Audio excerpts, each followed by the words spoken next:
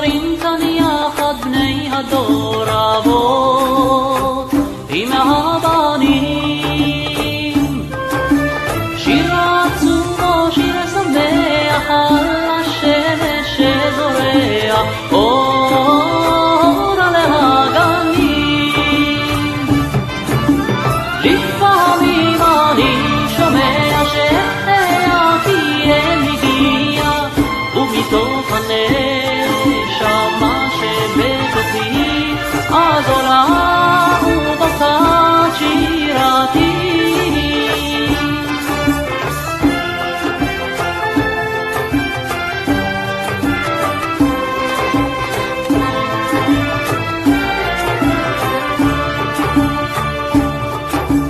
מתפרץ לו איזה סבא סתם בצחוק חסר שיניים מעט לעננים.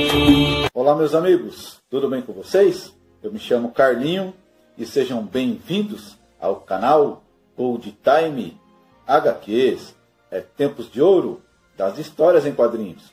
Pessoal, no vídeo de hoje eu quero já estar falando para vocês aqui que na descrição do canal, o canal ele não é apenas voltado apenas para HQs, filmes e séries, não. O canal Old Time, eu criei esse canal aqui também para estar falando de documentários. Lógico que o foco principal do canal é falar dos quadrinhos. E o vídeo de hoje eu quero estar comentando, falando de uma das milhares e milhares de histórias maravilhosas que já aconteceram no mundo, que é a Operação Tapete Mágico. A história Operação Tapete Mágico, ela chegou ao meu conhecimento no ano de 2003, 2004, nos primórdios onde eu comecei a fazer o curso de teologia, a estudar teologia. E o meu professor, pastor Max, ele no meio da aula, ele parou a aula e perguntou para a classe se alguém já tinha ouvido falar da história Operação Tapete Mágico. E ninguém se pronunciou, porque é uma história bem desconhecida. São pouquíssimas pessoas que conhecem a história Operação Tapete Mágico. Então, o meu professor, ele, no meio da aula, ele começa então a contar a história, a Operação Tapete Mágico. E a forma e a maneira que ele conta essa história contagiou toda a classe, emocionou toda a sala de aula. Que, no entanto, quando ele termina de contar a história, a classe inteira está de pé, muitos com lágrimas nos olhos, e nós estávamos aplaudindo pela história que ele contou. A forma que ele contou foi muito contagiante, emocionou toda a sala de aula. E no decorrer dos anos, eu, correndo atrás de livro, que eu sempre gosto de estar lendo livros e tal, eu consegui achar 3 fontes que contam a história Operação Tapete Mágico. Um pouco de um livro, um pouco no outro, um pouco no outro, né? O primeiro livro é do pastor Abraão de Almeida, Israel, Gog e o Anticristo, que foi lançado pela editora CPAD no ano de 2003, tá?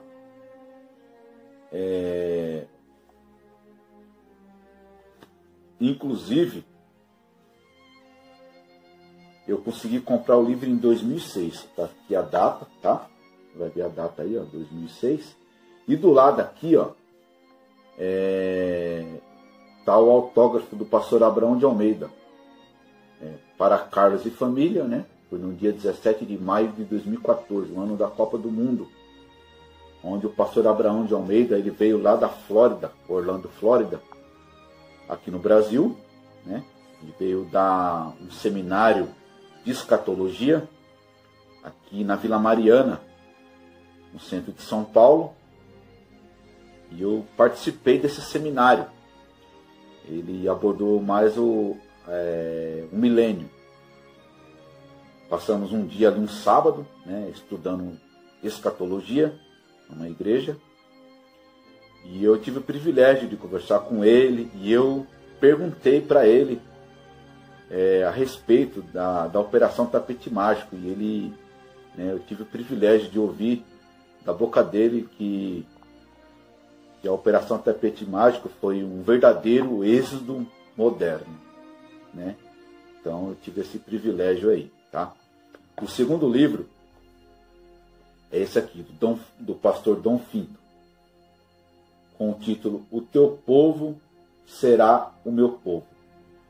Foi lançado pela editora BV Filmes no ano de 2010, tá? O terceiro livro é da coleção Grandes Líderes, onde traz a biografia do primeiro-ministro de Israel, David Green Ben-Gurion. Foi lançado pela editora Nova Cultura no ano de 1988. E não podia faltar aonde a história está pautada, na Bíblia Sagrada, na Palavra de Deus. A Operação Tapete Mágico ela se cumpriu no livro do profeta Isaías. O profeta Isaías que viveu 700 anos antes de Cristo. No dia 29 de novembro de 1947, nasce o Estado de Israel como nação. David Green Ben-Gurion, primeiro-ministro de Israel, ele tem participação na Assembleia Geral da ONU, que foi presidida pelo chanceler brasileiro Oswaldo Aranha, com 33 votos a favor, 13 contra e 10 abstenções. Cumpria-se então a profecia de Isaías 66, versículo 8. Pode, acaso, nascer uma terra num só dia? Nasceria uma nação de uma só vez? Veja o vídeo. You all know how to vote. Those who are in favor will say yes, those who are against will say no.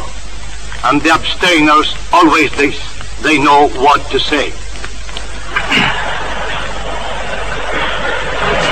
We will start it now. Argentina, abstention. Brazil, yes. France, yes. Soviet Union, yes. United Kingdom, abstain. The United States, yes. The resolution of the Dutch Committee for Palestine was adopted by 33 votes, 13 against, 10 abstentions. And I therefore formally declare Israel admitted to membership in the United Nations. As the result was made public, a wave of ecstasy swept over the Jews of Palestine. They now experienced what generations of Jews before them could only imagine in their dreams. All Jewish history seemed to have been directed toward this moment.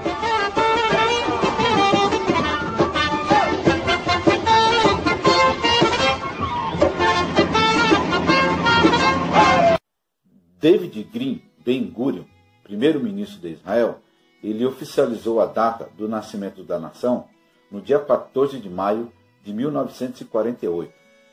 E então foi dada uma ordem mundialmente, onde se tivesse um judeu em qualquer lugar do planeta Terra, era para eles retornarem para a sua terra, Israel.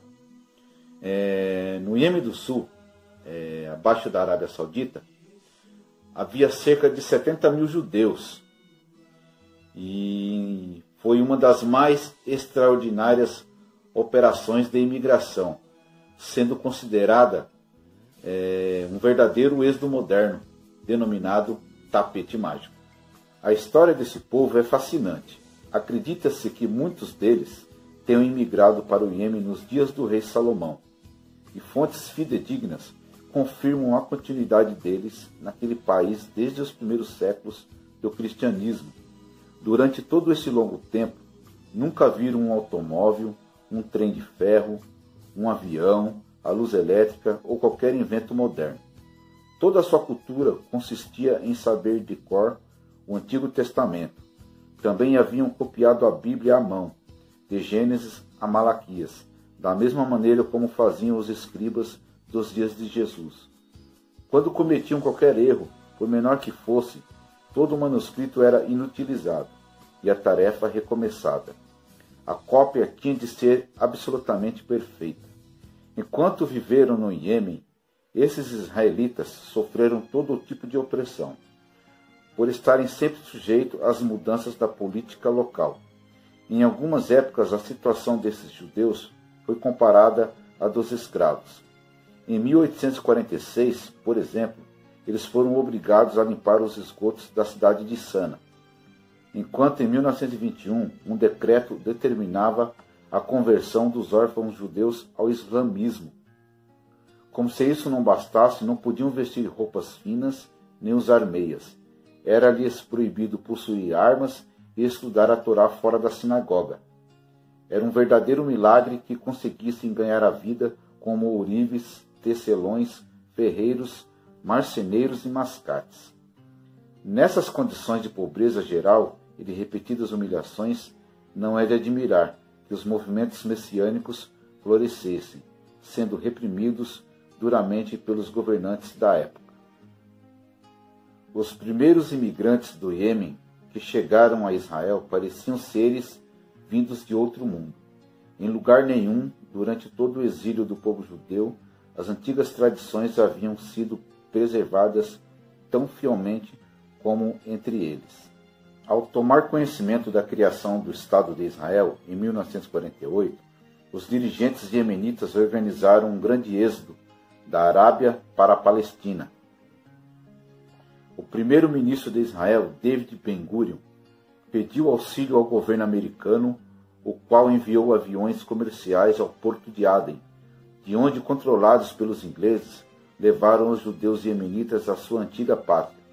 O único meio possível para chegarem ao porto de Aden era a pé, e assim fizeram. Alguns deles caminharam cerca de 1.500 quilômetros através de desertos e montanhas. E em certas ocasiões andaram debaixo de temperaturas escaldantes, noutras sob temperaturas frígidas, muito abaixo de zero. O governo de Israel enviou pessoal e equipamento para filmar este grande êxodo.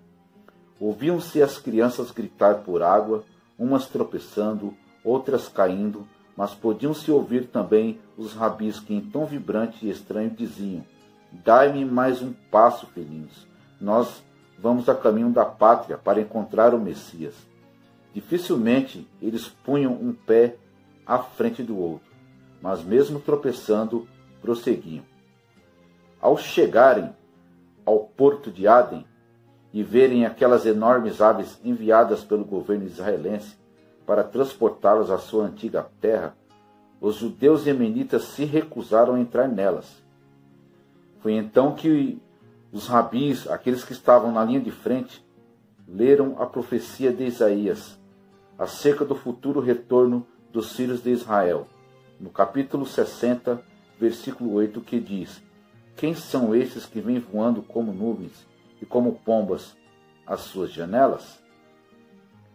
Depois de explicarem que Deus os mandaria buscar e levar à pátria em asas de águias, os judeus iemenitas subiram resolutamente para os aviões sem qualquer receio.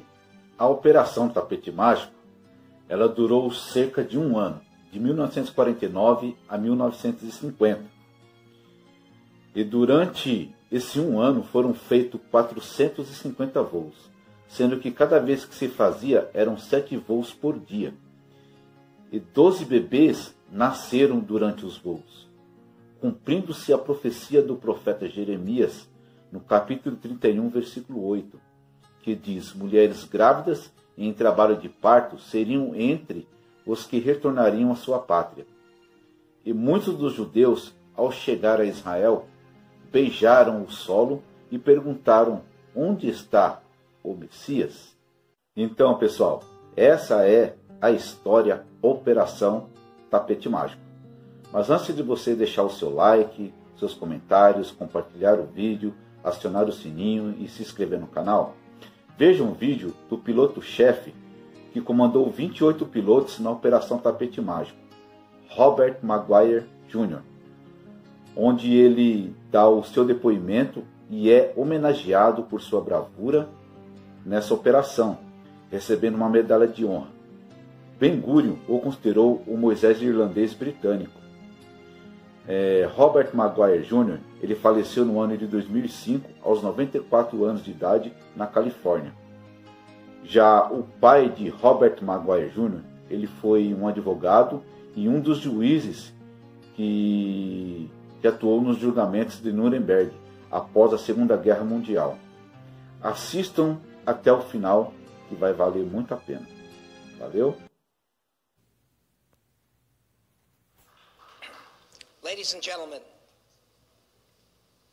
it is not easy to turn back the clock, to retrieve a few moments in time long faded from our memories, a time when there are grave doubts whether we would ever see a blue and white of a Jewish state flying amongst the community of nations. Many of the stories of the gallant, brave men and women of those times have already been told. But tonight, we want to tell one that has eluded us, mostly because of the modesty of the man whose story it is. The time is May 1948. For the first time, a Jewish state has been declared in Palestine. But before any celebration gets underway, the Jewish state's Arab neighbors declare war upon her, rejecting the United Nations call for a partition of Palestine into two separate states.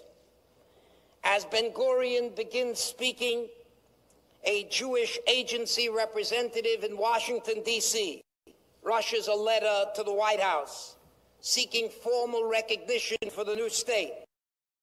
While listening to Ben-Gurion's radio address naming the state of Israel, the Jewish agency representative again rushes to the White House gate just in time to intercept the letter and for the first time write the name of the country for which it seeks recognition. Ben-Gurion, after he finished his address, quickly realizes that the fate of the Jewish state may be sealed because she has no air force, few pilots, practically no planes, except for a few old German Messerschmitts still in crates, which were brought from Czechoslovakia and were now hurriedly being repainted blue and white, covering the Nazi insignias with the Star of David. In addition, the Prime Minister knows that the lives of hundreds of thousands of Jews are at risk of their possible survival. The question is, can an attempt be made to rescue them? But where do you get the pilots capable of undertaking such dangerous missions, to land in pitch dark, where there are no proper airports and no facilities for servicing them, with uncertain instruments and deprived of radio guidance, and where any forced landing anywhere would mean certain disaster for all the passengers? Thus was born the incredible story of Robert F. Maguire, Jr., an Irishman and crack pilot who was flying transport General MacArthur in the Far East, and at the end of the war, flew missions that transported Jewish refugees from as far away as China. Maguire recognized the great tragedy that befell the Jewish people during the Holocaust and decided that he would do all he could to help the fledgling young Jewish state. Within a matter of months, at the behest of the Jewish Joint Distribution, one of the greatest undertaken. The rescue of 50,000 Jews of Yemen who desperately wanted to go to the new Jewish state, but who had no possible way of realizing their dreams. On December 15, 1948, an American-built C-54 full of Jewish orphans from Yemen flew through the war zone to make the 1,600-mile journey to Israel, thus beginning one of the greatest rescue missions, Operation Magic Carpet. Each time, as those planes carrying a new group of Jews from Yemen reached Israeli airspace, the Jews on the plane began to cry and sing. Meanwhile, almost at the same time as this was taking place in Berlin, Maguire's father, F. Maguire Sr., who had been appointed by President Truman to the Nuremberg Nazi war crimes trials as a judge, was sitting in judgment of those who had committed history's greatest crime, the Holocaust. The judges at Nuremberg had only recently discovered new documents about the secret protocol of the Wannsee Conference, the Nazi plan for all of Europe's Jews. While Maguire's father was studying the Nazi documents detailing destruction of the Jewish people, his son was sitting in the cockpit, risking his life every day in a heroic attempt to save the Jews of Yemen. This is only the beginning of this story. Please direct your attention to the screen. They that wait upon the Lord shall renew their strength. They shall mount up with wings of eagles, and they shall run and not be weary. With those words from the Bible, American transport pilot Bob Maguire convinced the Jews to start a journey of freedom to the newly established state of Israel. But how does an Oregon-born Irish Catholic end up at the helm of a rescue effort to save thousands of Jews from a Middle Eastern country that many people at the time never heard of? Bob Maguire's career as a transport pilot started during World War II. His dream of flying fighters had to be saved because of his advanced age, 28 years. If you were over to 20, you could not fight combat. You could not get your ticket to fly combat. They just said you're too old. It would be a waste of time training you. So I got all the training I could in the, I got into every other branch of flying that I could, which included instructing. In the 5 months of the war, Maguire was transferred to the Philippines to prepare for the work of bringing troops back home and reuniting families. When he finished his military service in 1946, he joined Alaska Airlines. But rather than flying in Alaska, the fledgling airline had contracted with the American Jewish Joint Distribution Committee to transport Jewish refugees in Europe to new homes elsewhere. In one of his first flights, Maguire flew supplies to Frankfurt, which others then airlifted into Berlin during the blockade of 1948. From there, he flew to Rome to pick up Jewish survivors of Buchenwald and Auschwitz and transported them to Australia, where they had found new homes. For most Jewish refugees, however, the dream in 1948 was to make their way to the newly independent state of Israel. Several thousand arrived on Alaska Airlines C-54s, piloted by Bob Maguire, including one plane load from Tientsin, China. 178 people were stuck in Tientsin and couldn't get out. I chartered a ship, an old four-stacker, because Chinese are superstitious about smokestacks. So I got an old four-stack steamer and went up to Tientsin and picked up 179 guys who'd been stuck there. These were great people. They were scholars. Tientsin had become a center of scholarship in the years before the war, I guess. During the flight from China to Israel, one of the passengers came into the cockpit. He said, could you tell me the instant at which the airplane crosses the border into Israel? Could you tell me? I said, of course. So I let him know, and the whole 179 passengers, which were the last ones from Tin Sin, sang Hatikva and the great Jewish songs, and it was probably as touching a thing as I've ever been through in my life. Just absolutely wonderful. I can't even tell you. Israel's independence led to anti-Jewish riots and murders throughout the Arab world, especially 45,000 Jews. A massive rescue effort was mounted called Operation Magic Carpet.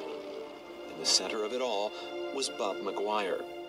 The flights began in late December 1949 and oftentimes flew hundreds of people around the clock from the port of Aden to Israel. One of the organizers of Operation Magic Carpet was the future Prime Minister, Golda Meir. Oh, Golda was a ball. She was something else again.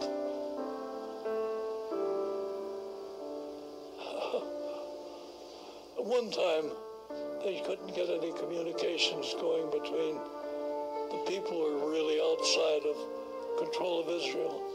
So she became a spy. And Golda, a school teacher from Milwaukee, Wisconsin, went over there and got all mixed up in this. Goldie was the one who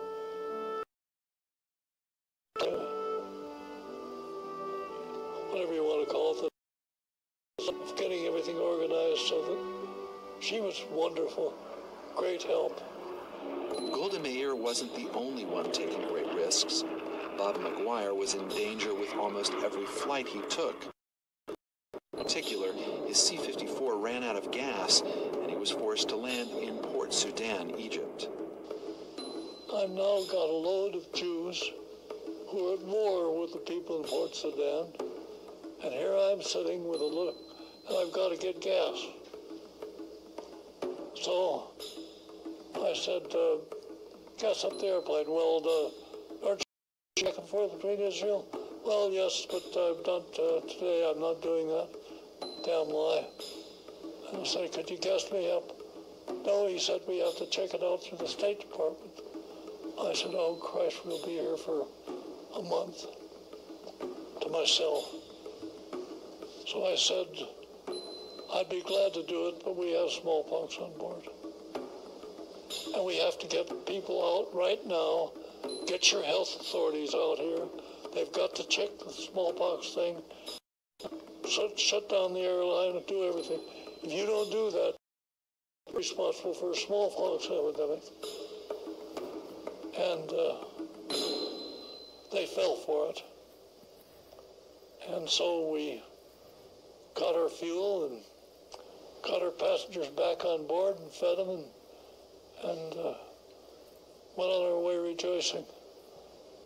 Even though Bob Maguire's C-54s were flying the Jews of Yemen to safety in Israel, many of the passengers, especially the elderly, planes. Most had never seen an airplane before. So how did he convince them that it was safe to get on? We found out that chapter in the Old Testament said, ye shall return to Israel on wings of eagles. And I said, well, these are the wings of eagles. How are you going to get home?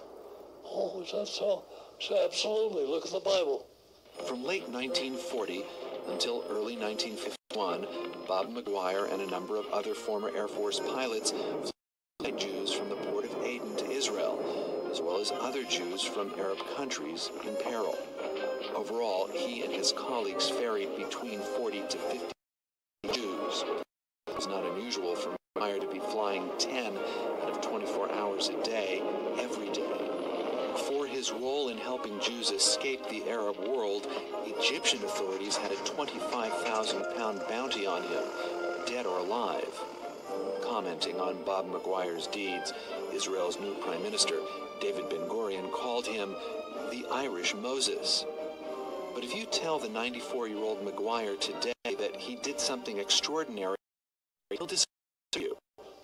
that this was my job in life, to get that goddamn thing going and stick with it and make it happen and get the movement of Jews to Israel off its butt and get things moving.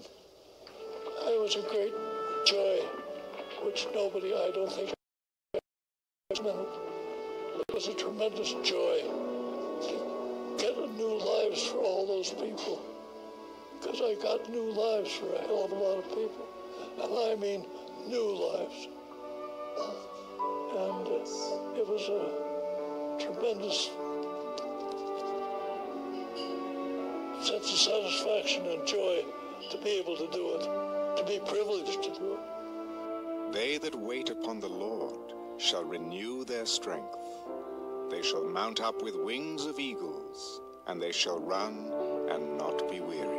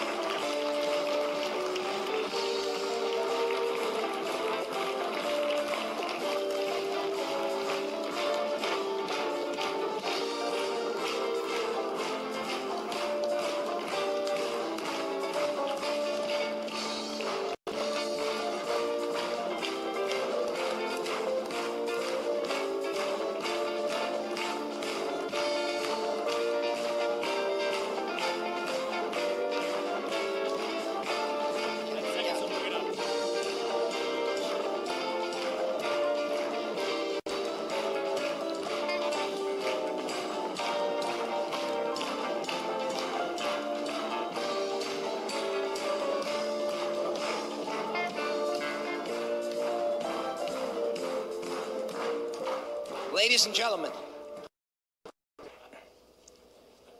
first, it is my honor to present the Medal of Valor of the Simon Wiesenthal Center to you. But before presenting it to you, I have a surprise. In the audience, you know, it's easy to say that somebody flew missions that saved people. Where are the people? The people are here. There are two tapes of Jews from Yemen. One of them, two were on the flights. One was a pilot on the flights, and one was born on one of those flights. Ladies and gentlemen, on the screens you'll see the representative of the great Jewish community of Yemen, and wherever they live, anywhere in the world, they wouldn't be here if it wasn't for of Bob McGuire. They would never have made it out of Yemen.